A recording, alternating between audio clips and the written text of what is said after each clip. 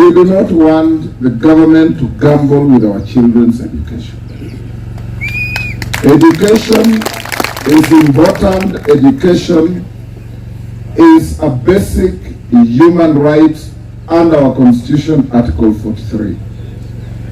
Every child is entitled to education.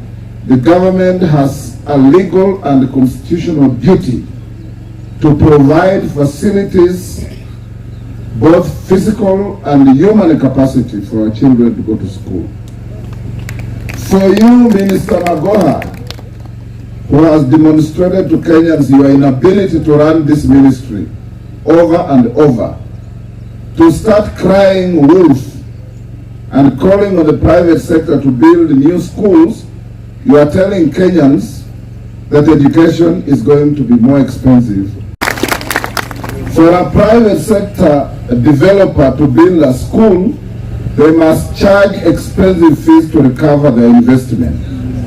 And that's what happens everywhere. Education in this country is a duty of the government for the last 60 years of our independence. Parents through Harambes have built schools. We expect the government to provide teachers, good quality teachers, and other facilities for our children.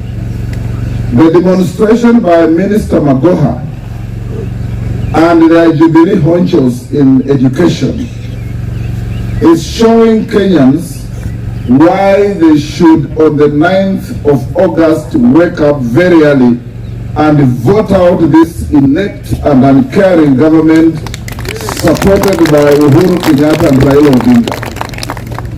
Because Raila has told us he will do exactly what Uhuru is doing to Kenyans when he becomes president. And Uhuru is busy in his sunset days instructing his ministers to continue with the reckless gamble with the future of our children.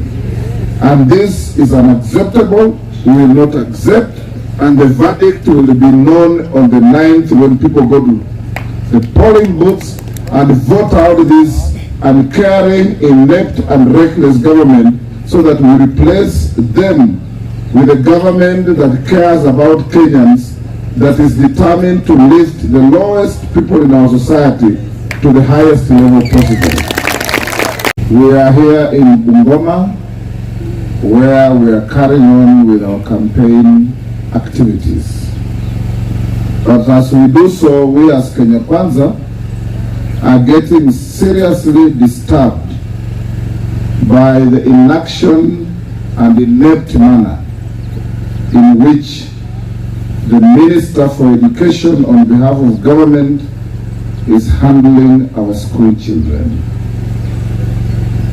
When we introduced a program for 100% transition, the government gleefully told Kenyans that all children had transited to secondary schools, meaning there were enough secondary schools, there were enough spaces in those secondary schools to absorb all our children.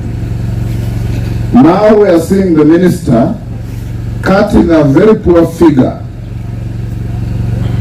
and desperately telling Kenyans that the government is not ready to accommodate our children in what they call